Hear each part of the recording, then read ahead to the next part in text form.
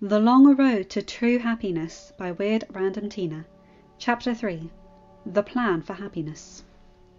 The day after her accident, Poppy took a couple of lone strolls along the perimeter of the village between her princess duties, hoping to catch a glimpse of a certain grey troll. After lunch, she spotted him down by the river, far from where everyone else gathers. Poppy snuck through the trees very carefully, knowing that if he saw or heard her, he would get mad and or run off. Besides, she wanted to see how he acted when he thought no one was around. Surely he wasn't grouchy every second of every day. Poppy settled herself in the bushes to observe Branch, using her hair as a camouflage cover again. At first, she thought he must be filling up some flasks with water or something. But then she noticed his hands were empty. He was just kneeling on the ground, staring silently into the moving water. Poppy couldn't get a good view of his face, but from her side view vantage point, he didn't look grouchy at all. With his ears drooping and his back hunched over, he looked rather upset. Suddenly some leaves rustled nearby, to Poppy's right. Branch heard it too, and his whole body jolted up, instantly on alert. From their different locations, both trolls were able to see that it was a young blue and yellow bird, struggling in ferns that caught in its wing in the vines. Poppy saw Branch relax a little. Then he made his way towards the bird. She held her breath as he approached, praying she was blending into her surroundings well enough. Luckily, he still had no clue she was there. And then, with the same gentleness he had exhibited yesterday, Branch carefully released the tangled vines, thoroughly checking over its wing, and then slowly lifted the little bird up to encourage it to fly away. Though he didn't smile, his voice was as soft as a newborn's hair as he murmured, "There you go, little guy." With that, he headed silently through the forest trail, in the direction of his bunker. Poppy was 200% convinced now. It may have been just another very minor gesture, but it was another piece of the intricate puzzle to prove that the outsider had a good heart. She hurried off in the same direction, aiming to reach the bunker before him. As Branch turned the final familiar corner to reach his home, he was stunned to see a vibrant magenta troll standing by the door, her towering ponytail and long bangs swaying gently in the breeze. She gave him a cute little "Hiya!" and a friendly wave, complete with a giant toothy smile. That warm, adorable smile. Realizing he was standing there slack-jawed at her, Branch's embarrassment came out as annoyance. "What do you want now?" "Oh, not too much. I just came here to ask if I'll come to some party or festival or scrapbook club or something." You should know by now what my answer is going to be. The same answer as the last 100 answers. So you may as well save your breath. Normally this kind of response would get on her nerves, but now Poppy viewed it differently. Her smile didn't falter as she continued, "Actually, that's not why I'm here at all. I just wanted to find out if you liked the treats I gave you." Clearly Branch had not been expecting that. It took him a moment to shrug his shoulders and mutter, "They were okay, I guess." "Okay, that's it?"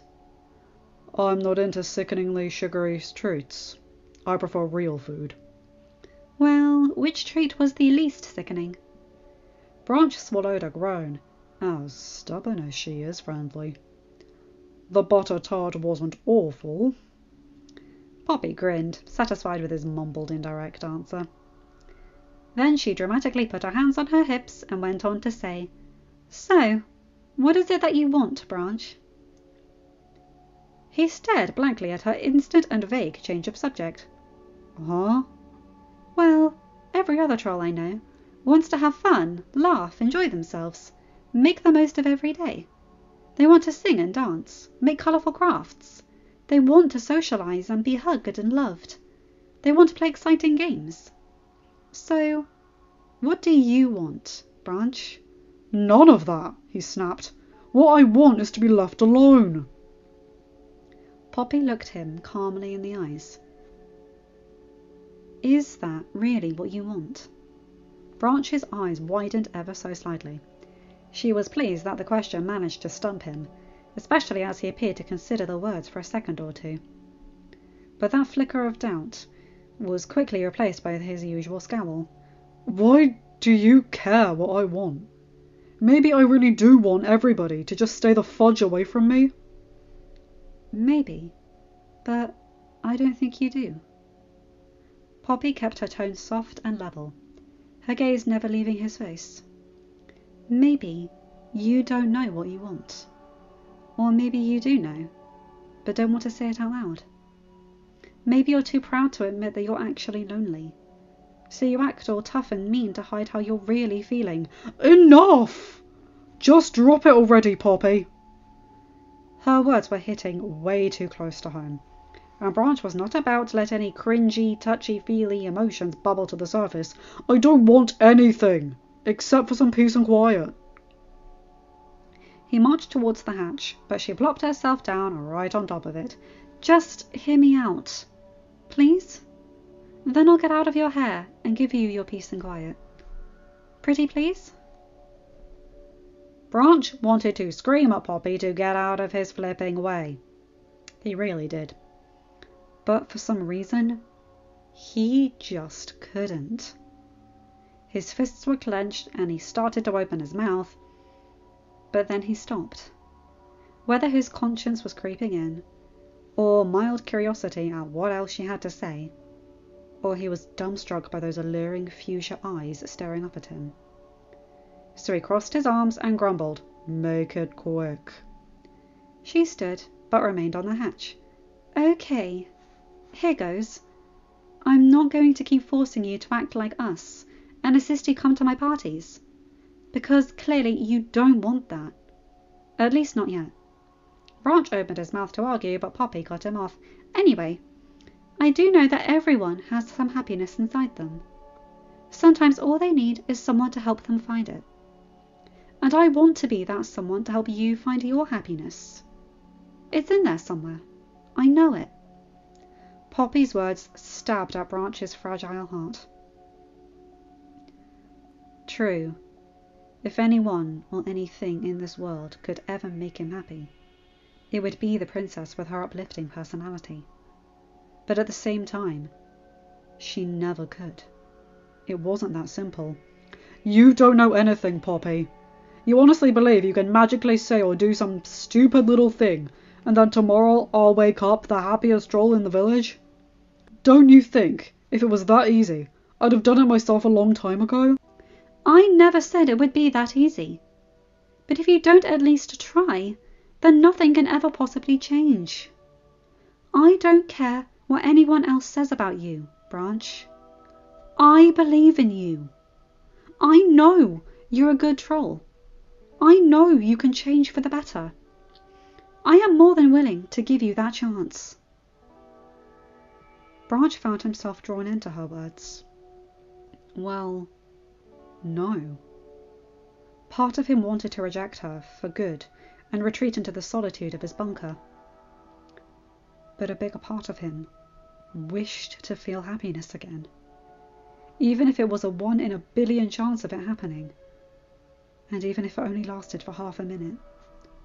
Besides, it's not like he had anything better to do with his sad excuse of a life. Let's just pretend for a second that I agree to this. What exactly would your big plan be? Trying not to get prematurely excited, Poppy explained, "It's not a big plan. It's just a small plan that will hopefully have big results."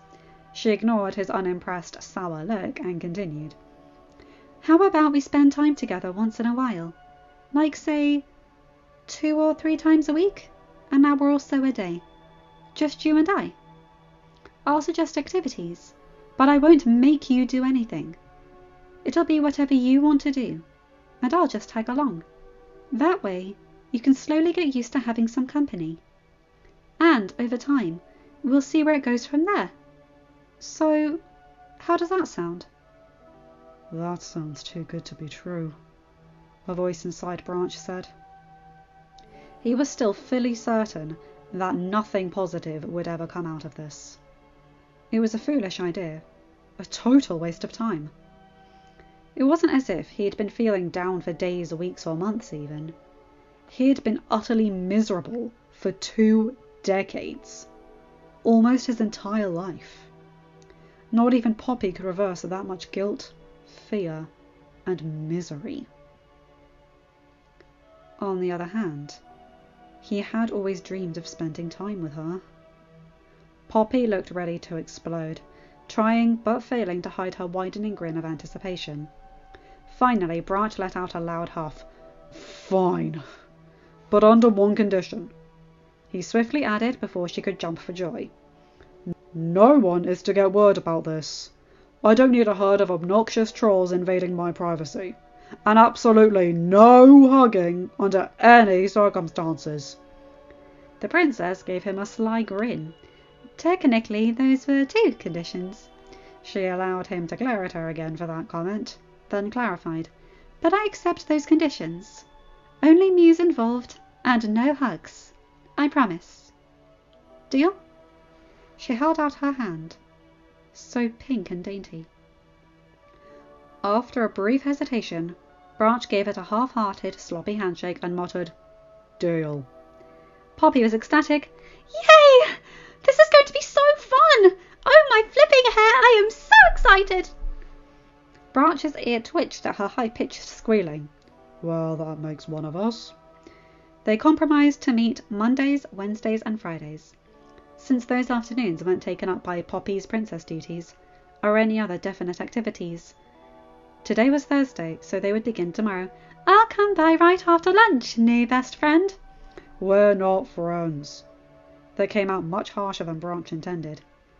But Poppy was unaffected. "We will be soon. See you tomorrow." Finally back in the security of his bunker, Branch flopped face first down onto his couch. What in fungus have I gotten myself into?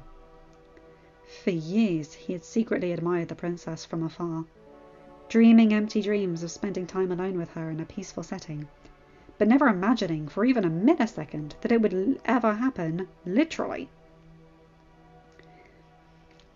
And now, this time tomorrow, they would be doing exactly that. It was nearly impossible for Branch's brain to process. Through all the nervousness, anticipation, and frustration he was struggling with over this sudden arrangement, he felt a tiny spark of something else. Something like hope? No, Branch abruptly snuffed out that spark. Stop thinking like that. This means nothing. I never have and never will even stand the slightest chance with her. There's a higher chance I'll wake up tomorrow as the happiest troll in the village. Poppy will never feel the way I do about her, and that's that. He told himself similar statements over and over, countless times. He had accepted long ago that the feelings he had for the wonderful princess would not ever be returned. No babies, no what-ifs, not even an if only. Yet, to this day, Branch was still unable to get over that stupid, hopeless crush, and had grown used to the sliver of heartbreak that would always follow these dismissive thoughts. End of chapter. Hi guys, hope you enjoyed that one. Oh wow, I really like how Poppy's being rather mature about this. She's noticing that he's not comfortable with it, but accepting it and giving him a compromise, giving him a chance. I love that. The way I see Branch and Poppy is he's the stray black cat who's never had a home, and she's the golden retriever with her tail constantly wagging. But when one has claimed the other, they are both incredibly loyal. And even though he does have that crush on her, oh my god, that amount of self-loathing, I just want to give him a cuddle. But you know he'd kick my butt even though he's only a few inches tall and I'm 5 foot something. Anyway, you guys know the drill. Like, comment and subscribe and hit that bell to get notified whenever I upload a video. Have a good day, night, whatever time zone you're in. Bye my guys, gals and non-binary pals. I'll see you in another video.